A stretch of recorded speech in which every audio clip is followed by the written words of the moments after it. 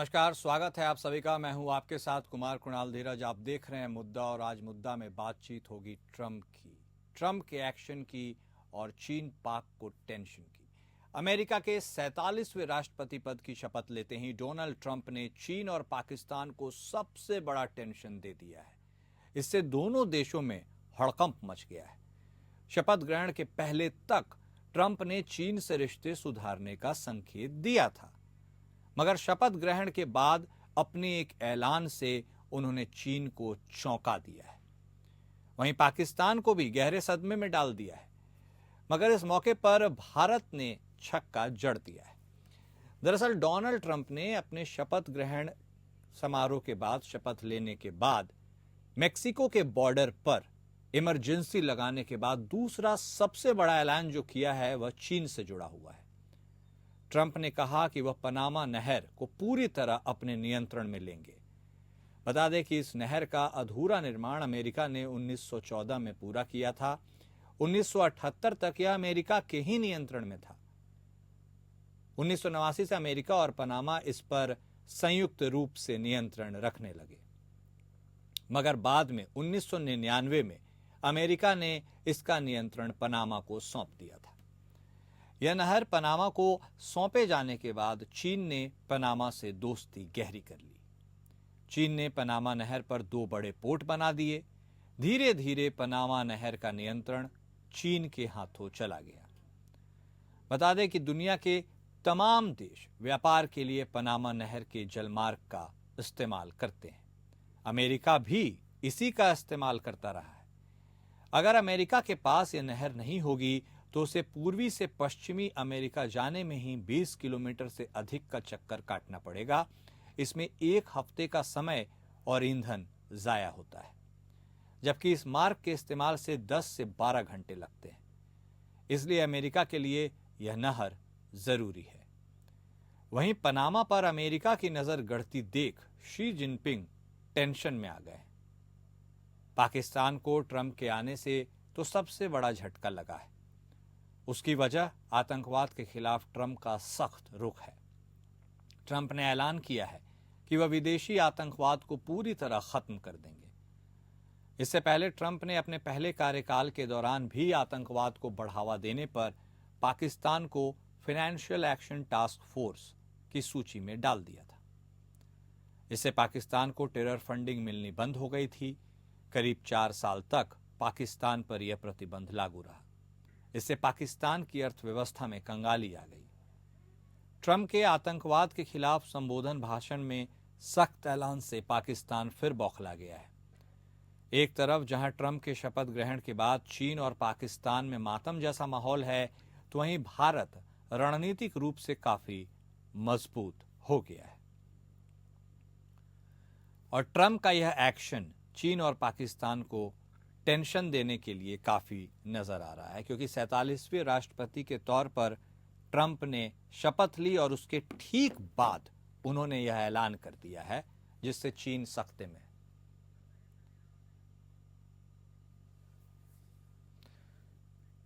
और जिस तरह से अब डोनाल्ड ट्रंप अमेरिका की कमान उन्होंने संभाल ली है, उसके बाद उन्होंने सख्त संदेश दिया है। कई कड़े फैसले लेने के लिए उन्होंने घोषणा कर दी है, चाहे वो मेक्सिको का बॉर्डर हो, पनामा का कैनल हो, या फिर आतंक के खिलाफ उनके प्रहार की बात हो। इसी मुद्दे पर आज हम चर्चा करेंगे, अपनी चर्चा को आगे बढ़ाएंगे। हमारे साथ हमारे खास मेहमान जुड़ चुके हैं। हमारे साथ विदेश मामलों के जानकार के तौर पर संजीव श्रीवास्तव साहब जुड़ चुके हैं। वहीं हमारे साथ बतौर रक्षा विशेषज्ञ ब्रिगेडियर विनोद दत्ता साहब भी जुड़ चुके हैं। आप दोनों खास मेहमान का स्वागत है। शुरुआत श्रीवास्तव साहब आपसे करते हैं और शुरुआत करते हैं ट्रंप के उस शपथ ग्रहण समारोह, शपथ लेने के बाद की बात की, जब उन्होंने एक के बाद एक कुछ ऐसे भाषण दिए, कुछ ऐसे फैसलों की लिस्ट सुनाई जिसको देखकर पूरा विश्व कम से कम सन्न हो गया कि कितने बोल्ड तरीके से उन्होंने अपनी बात को रखी। और उसमें एक प्रमुख बिंदु पनामा कैनल का है। पनामा कैनल, उसकी उपयोगिता के बारे में बात करना तो क्या ही बात करें, वो कितना उपयोगी है सब जानते हैं ट्रेड रूट के तौर पर। ऐसे में उसका जो अनौपचारिक तौर पर चीन का नियंत्रण है, उस नियंत्रण को भेदने की दिशा में प्रेसिडेंट ट्रंप का यह ऑर्डर क्या मायने लगता है, और आपको लगता है यह संदेश काफी सख्त है, एटलीस्ट चीन के लिए? बिल्कुल संदेश काफी सख्त है और इसकी अपेक्षा भी थी और कि वो इसी तरीके का एक टफ स्टैंड चाइना जैसे एक विस्तारवादी और उपनिवेशवादी राष्ट्र के विरुद्ध उठाएंगे और उन्होंने उन्हीं अपेक्षाओं के अनुरूप ही अपने इस बयान को दिया है। और पनामा जो कैनाल है जिसको कि बनाने में अमेरिका के बहुत सारे रिसोर्सेस लगे थे और जैसा कि उन्होंने कहा कि हजारों लोगों ने इस पूरे कैनाल को बनाने में अपनी सेक्रीफाइसेस भी दी हैं और इसके बावजूद भी अमेरिका को वहां पर उस तरीके का एक्सेस नहीं मिलता है जैसा कि उसे मिलना चाहिए और चाइना वहां पर एक अपना आधिपत्य जमाता जा रहा है, तो वो इसको स्वीकार नहीं करेंगे और वो पनामा की जो कैनाल है उसको जो अमेरिका ने, जैसा उन्होंने कहा कि पनामा को गिफ्ट कर दिया था, वो गिफ्ट वापस लेंगे। तो इस तरीके का जो एक प्रखर राष्ट्रवादी जो अप्रोच है वो डोनाल्ड ट्रंप का है और इस तरीके के अनेक निर्णय आने वाले समय में लेने जा रहे हैं। ये स्पष्ट रूप से दिखाई देता है कि जिसमें उनकी प्रखर राष्ट्रवादी सोच दिखाई देगी। मेक अमेरिका ग्रेट अगेन का जो उनका विजन है, ग्रेटर अमेरिका को बनाने का जो उनका एक महत्वाकांक्षा है, जिसमें कि वो ग्रीनलैंड को भी एक्वायर करने की बात करते हैं, कनाडा को भी उन्होंने कुछ मैसेज दे दिए हैं। तो इस तरीके का जो उनका अप्रोच है वो स्पष्ट है कि वो एक बड़े एम्बिशन के साथ और एक बड़े महत्वाकांक्षाओं के को पूरा करने के उद्देश्य से वो आने वाले समय में अपने निर्णय लेंगे। तो श्रीवास्तव साहब, इसी बात पर एक बात है कि सॉरी मैं आपको टोक रहा हूं, ये बात करते हैं प्रेसिडेंट ट्रम्प, लेकिन क्या इस बात को पूरा करना प्रैक्टिकली संभव है, आसान है, पॉसिबल है, कॉम्प्लिकेशंस नहीं आएंगे, या इसको अमली जामा पहनाया जा सकता है अगर प्रेसिडेंट ट्रम्प ठान ले तो? नहीं, देखिए ये जो सोच है अनकन्वेंशनल सोच है, इसको गैर परंपरागत सोच कही जाएगी।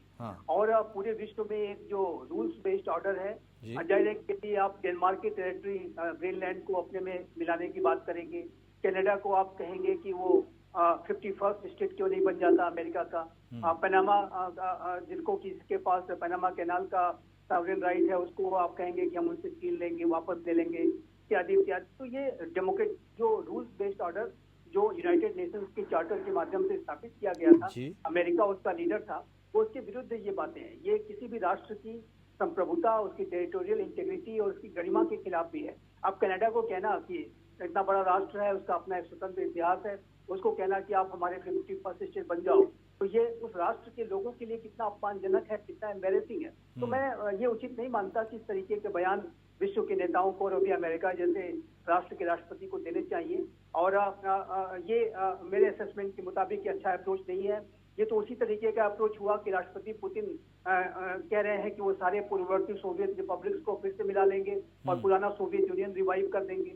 ये तो उसी तरीके का अप्रोच हुआ कि साउथ चाइना सी चाइना कहता है कि हमारी टेरिटरी है और सिंगापुर आइलैंड भी हमारा है और पूरा जो अन्य जो इंडिया चाइना बॉर्डर एरियाज पर भी उनके जो क्लेम्स होते हैं। तो ये इस तरीके का जो अप्रोच है वो विश्व में जो अति महत्वाकांक्षाओं ने विश्व युद्धों को जन्म दिया है।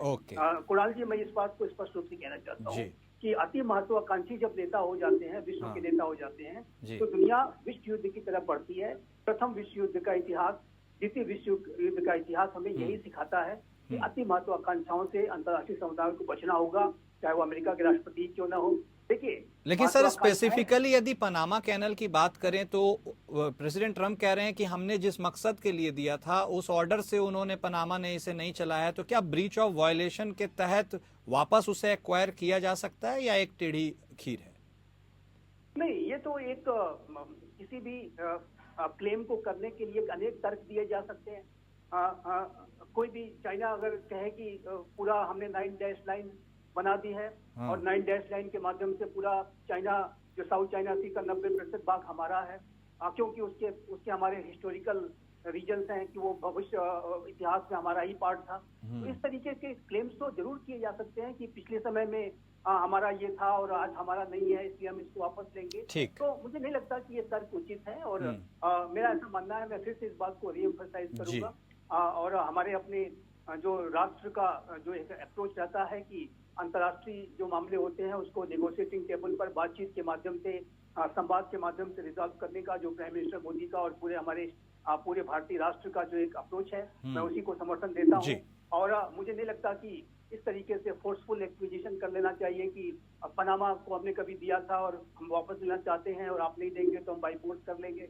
मुझे नहीं लगता कि अप्रोच उचित है। और इस तरीके की अगर सोच राष्ट्र रखने शुरू कर देंगे तो ये विश्व को संकट में डालेगा। ये पूरी प्रक्रिया आसान नहीं होने जा रही है। यदि कल को अमेरिका इस पनामा कैनाल के ऊपर अपना अधिकार करने की तरफ बढ़ता है, जाहिर है कि ये बड़े तनाव को जन्म देगा, बड़े युद्ध का कारण बन सकता है। ओके, बिल्कुल आपने कुछ इंपॉर्टेंट पॉइंट्स को हाईलाइट किया। ब्रिगेडियर साहब, अब आपके पास आते हैं। देखिए, बात तो हमने चाइना की लेकिन अब बात पाकिस्तान की भी हो सकती है। आप how do you see this, मतलब कि आपको लगता है पाकिस्तान, उन्होंने कहा है कि फॉरेन जो एक्सट्रीमिज्म है या फॉरेन जो आतंकवाद है उसके खिलाफ वो टफ कार्रवाई करेंगे। ऐसे में हम सब जानते हैं कि जब पिछले टेन्योर के दौरान प्रेसिडेंट ट्रंप ने पाकिस्तान को फाइनेंशियल एक्शन टास्क फोर्स की सूची में डाल दिया था, 4 साल तक ये लागू रहा। काफ़ी टेरर फंडिंग को जो फंड मिलता है वो सब कुछ बंद हो गया। ऐसे में आपको लगता है ये जो चाइना और पाकिस्तान दोनों के कॉकटेल के ऊपर एक अटैक करने की कोशिश की जा रही है और ये वैलिड हो भी सकता है? How do you see this sir? हाँ, देखिए, ये जो पाकिस्तान चाइना कोलिजन है ये अमेरिका के लिए काफी चिंता का सबब है, भारत के लिए तो खैर है ही।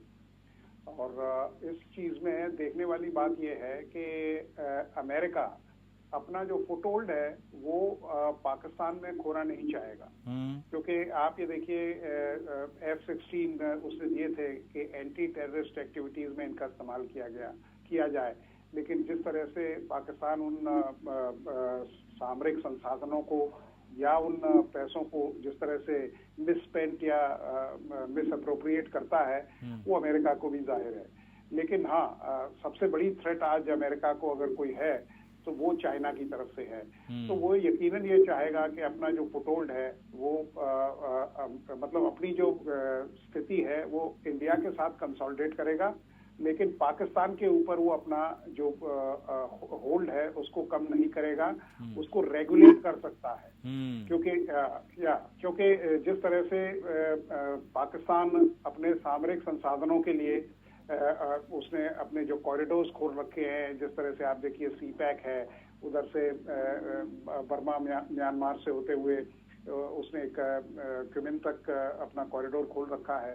तो इन सब चीजों को ध्यान में रखते हुए अमेरिका चाहेगा कि चीन के ऊपर भी वो एक नजर रखे और भारत एक अच्छा एलाई उसमें बन सकता है, क्योंकि भारत का बॉर्डर डिस्प्यूट भी चाइना के साथ है। और हाँ, और जिस तरह की सूरत हाल सब कॉन्टिनेंट में देखी जा रही है तो वो यकीनन अमेरिका के लिए भी एक चिंता का सबब है। जिस तरह से सेंट मार्टिन आइलैंड के बारे में बांग्लादेश अमेरिका एडमिनिस्ट्रेशन ने कहा था कि हमें ये दिया जाए, लेकिन शेख हसीना ने उनको दिया नहीं। अब आज अराकान आर्मी का वहाँ कब्जा है, तो वो ये चाहेगा कि अपना जो फुटहोल्ड है वो वहाँ भी अपना काबिज करे, जिससे वो जो आसियान कंट्रीज है, हालांकि आसियान में उसकी पकड़ अच्छी है, वहाँ वो और चाइना को एक चैलेंज पोज कर सके। और ब्रिगेडियर साहब, आपको लगता है president Trump has nothing to lose, मतलब कि ये वैसे भी उनका संभवतः आखिरी टेन्योर है इसलिए वो कुछ कह रहे हैं, या फिर आपको लगता है कि ये सब चीजें पॉसिबल हो सके? क्योंकि मैक्सिकन बॉर्डर है मेक्सिको की, उन्होंने वहां पर इमरजेंसी डिक्लेयर कर दी। उसके साथ ही पनामा की वो जो बात कर रहे हैं कि पनामा को हमने जो सौंपा था जिस मकसद के लिए, पनामा उस पर खरा नहीं उतर पाया, तो हमने उस एग्रीमेंट के तहत वो ब्रीच होगा तो हम उसको वापस ले लेंगे, विल गो है विदाउट इन्वॉल्विंग आर्मी, डिफेंस को बिना इन्वॉल्व किए। तो how do you see this sir? आपको लगता है दिस इज प्रैक्टिकली पॉसिबल या फिर सिर्फ बोलने के लिए था? नहीं, देखिए, ऐसा है कि एक तो मैनिफेस्टो रिलेटेड प्रोमिसेस अलग होती हैं। आज उनका पहला दिन है बतौर प्रेसिडेंट अमेरिका का, और इस तरह के वक्तव्य देने में कोई हर्ज नहीं है और it will give him some kind of popularity, लेकिन उनको अमली जामा पहनाने के लिए उनके पास 4 साल हैं। और करने में और कहने में काफी अंतर होता है। क्योंकि अभी जब ऑपोजिशन का प्रेशर रहेगा, जब बाकी विश्व समुदाय का प्रेशर रहेगा, तब वो कितना अपनी बातों पे खरे उतरते हैं वो देखने वाली बात होगी। वो वैसे भी अपने बड़े फ्लैम्बॉयंट पर्सनालिटी के मालिक हैं और इस तरह के स्टेटमेंट्स के लिए जाने जाते हैं कि वो ही always pools out A rabbit out of his hat. बहुत सही आपने फरमाया। और अब देखते हैं कि चीन और पाकिस्तान को लेकर उनका स्टैंड क्या कुछ रहता है। खैर, अभी तो फर्स्ट डे इन ऑफिस है। अब हम बात करना चाहते हैं इंडिया की, भारत की।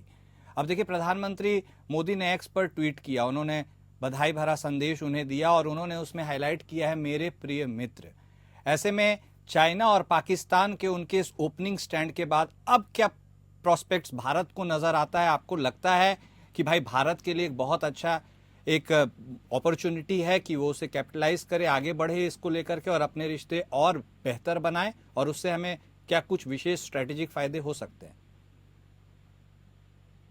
जी कुणाल जी, मैं स्पष्ट रूप से ये देखता हूँ कि डोनाल्ड ट्रंप के दूसरे कार्यकाल के दौरान भी भारत और अमेरिका की comprehensive global strategic partnership higher trajectory को अटेन करेगी और ऊंचे पायदान पर पहुंचेगी, क्योंकि इस संबंध का जो स्ट्रेटेजिक लॉजिक है और इकोनॉमिक लॉजिक भी है वो बहुत ही क्लियर है। जो स्ट्रेटेजिक लॉजिक की मैं अगर बात करूं तो ये विश्व के दो सबसे बड़े लोकतांत्रिक राष्ट्रों के बीच के संबंध है विश्व में, और विशेष रूप से इंडो पैसिफिक रीजन जो कि विश्व का 21वीं सदी का सबसे महत्वपूर्ण क्षेत्र है। वहां पर यदि एक डेमोक्रेटिक रूल्स बेस्ड ऑर्डर को बनाए रखना है, चाइना जैसे एक राष्ट्र से इस पूरे क्षेत्र को बचाना है, नियम आधारित व्यवस्था को सशक्त और मजबूत बनाना है, तो ऐसे में भारत और अमेरिका की का सहयोग बहुत आवश्यक होगा।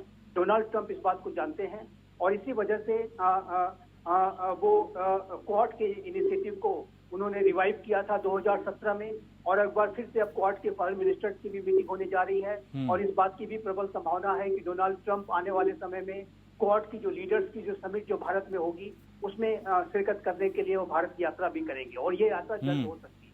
तो ये मेरा ऐसा मानना है कि इस संबंधों का जो स्ट्रेटेजिक लॉजिक है वो बहुत ही इंपॉर्टेंट है कि दो विश्व के सबसे बड़े लोकतांत्रिक राष्ट्रों के संबंध है। दूसरा, जो डोनाल्ड ट्रंप जो कि बिजनेस वर्ल्ड से आते हैं और वो जो कॉस्ट बेनिफिट एनालिसिस के आधार पर अपने निर्णय लेते हैं और ट्रांजैक्शनल अप्रोच के साथ कार्य करते हैं, उसमें भी वो भारत को के बारे में जब भी वो विचार करते होंगे तो मेरा स्पष्ट रूप से मानना है कि वो भारत को एक बेनिफिट के पॉइंट ऑफ व्यू से ही भारत को रखते हैं, क्योंकि यदि उनको अमेरिका फर्स्ट को आगे बढ़ाना है, मेक अमेरिका ग्रेट अगेन के विजन को अगर अचीव करना है और पूरे विश्व में अमेरिका को अधिक से अधिक अपने राष्ट्र के हितों के लिए लाभ लेना है, तो विश्व की जो सबसे तेज गति से बढ़ती हुई मेजर इकोनॉमी है भारत है, उसके साथ उनका सहयोग अपरिहार्य है, आवश्यक है और इस बात को डोनाल्ड ट्रंप जानते हैं। यदि वो भारत के साथ अपने संबंध खराब करेंगे तो अमेरिका वो क्या जो उनका अपना विजन है मागा का, मेक अमेरिका ग्रेट अगेन का, उसको हासिल नहीं कर पाएंगे, चाइना को वो डील नहीं कर पाएंगे। तो चाहे वो स्ट्रेटेजिक लॉजिक हो, चाहे वो इकोनॉमिक लॉजिक हो, और आज का ये जो नया भारत है आप जानते हैं कि पूरे विश्व में एक नेतृत्वकारी भूमिका अदा कर रहा है, चाहे वो आतंकवाद की चुनौती हो, वातावरण परिवर्तन का संकट, हालांकि वातावरण परिवर्तन के संकट के ऊपर डोनाल्ड ट्रंप के बहुत ही भिन्न विचार है, वो पेरिस क्लाइमेट डील से एक बार फिर से बाहर आने की बात कर रहे हैं, तो वो एक अन्य विषय है।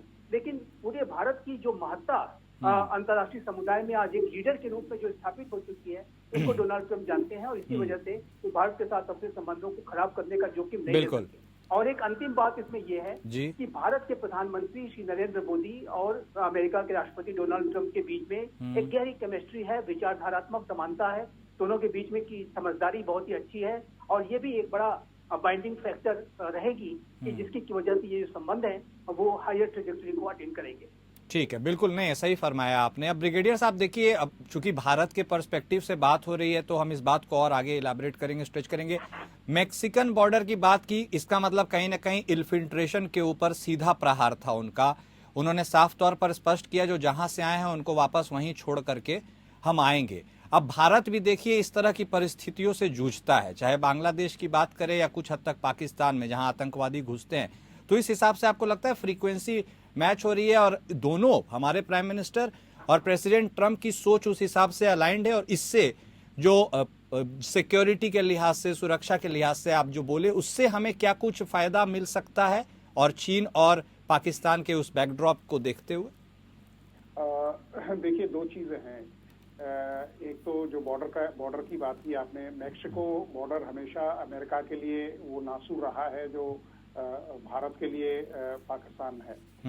और दूसरी चीज ये है कि भारत और अमेरिका की जो दोस्ती प्रगाढ़ हुई है वो भी जब से ट्विन टावर पे अटैक हुआ था उसके बाद ही अमेरिका का झुकाव भारत की तरफ हुआ है। करेक्ट। क्योंकि उससे पहले अमेरिका ने कभी ये रेसिपी टेस्ट नहीं की थी कि आतंकवाद का दंश कैसा होता है। तो इन सब चीजों को ध्यान में रखते हुए अमेरिका यकीनन चाहेगा कि भारत के साथ उसकी साझेदारी हो, और भारत जिस तरह से the way it is going west, वो भी ये चाहेगा कि अमेरिका का हमें साथ मिले, जिससे हम आतंकवाद जो एशिया के लिए एक बहुत बड़ी समस्या है और खासकर भारत के लिए, तो वो ये चाहेगा कि किसी न किसी तरीके से इसको कंटेन किया जाए। और जो ये 4,32,000 के करीब इलीगल लोग अमेरिका में रह रहे हैं, उसमें से करीब 18,000 भारतीय भी हैं। लेकिन भारतीय के शायद वो इस वजह से रह गए होंगे, किसी का वीजा एक्सपायर हो गया या कोई फॉर्मेलिटीज पूरी नहीं की गई है, क्योंकि भारत वंश के लोगों का वहाँ बड़ा अच्छा मतलब परफॉर्मेंस है, बड़ी अच्छी वहाँ साख है और बड़ी अच्छी उनकी रेपुटेशन है। तो अमेरिका क्योंकि 33 करोड़ की आबादी है और 4 लाख 4.5 लाख लोग इस तरह के अगर रह रहे हों, तो और यही एक ऐसा तबका है जो अमेरिका के लिए प्रॉब्लम क्रिएट कर सकता है। तो अमेरिका इस पॉइंट पे तो यकीनन काफी सीरियसली इसको लेगा और इसको इम्प्लीमेंट करेगा। और वो भारत के साथ मिलके एशिया में भी खासकर, बिकॉज इंडिया और पाकिस्तान, खासकर पाकिस्तान की लोकेशन स्ट्रेटेजिकली इसलिए इम्पोर्टेंट हो जाती है कि वो वेस्ट एशिया पे भी अपनी जो नजर है उसको रख सकता है। लेकिन ब्रिगेडियर साहब एक और बात भी है, देखिए हम सब जानते हैं कि प्रेसिडेंट ट्रंप एक बिजनेसमैन है, अच्छे शार्प बिजनेसमैन है। ऐसे में आपको लगता है कि उस अलाइनमेंट के हिसाब से उनकी जो सोच है, विचारधारा, वो उसे एक बिजनेस के तौर पर भी चीजों को देखेंगे? क्योंकि यदि भारत की बात की तो बात हो जा रही भाई हम भी सेमीकंडक्टर बनाएं, हम भी इन सारी चीजों में अमेरिका के साथ मिलकर आगे काम करें, तो क्या चाइना के रिप्लेसमेंट के तौर पर भी हमें वो देख सकते हैं या it is too early to say that? नहीं, देखिए अभी तो थोड़ा सा जल्दी है, बिकॉज सेमीकंडक्टर इंडस्ट्री का सृजन भारत में हो चुका है और पीएम मोदी साहब ने काफी इस विषय पे लोगों को टास्क किया है कि भाई इसको डेवलप किया जाए। लेकिन आज भी जो सेमीकंडक्टर इंडस्ट्री में शहंशाह है वो ताइवान है। और अमेरिका ने जिस तरह से अपना हाथ ताइवान पे रखा हुआ है तो वो उसको सपोर्ट करेगा। रही बात, देखिए तिजारत एक ऐसी चीज है कि वो कहते हैं ना कि भूखे पेट न होए भजन गोपाला, ठीक है, क्योंकि जब तक आपकी फाइनेंशियल माली हालत ठीक नहीं होगी तब तक आप you can't act as a big brother और ए सुपर पावर और ए रीजनल पावर।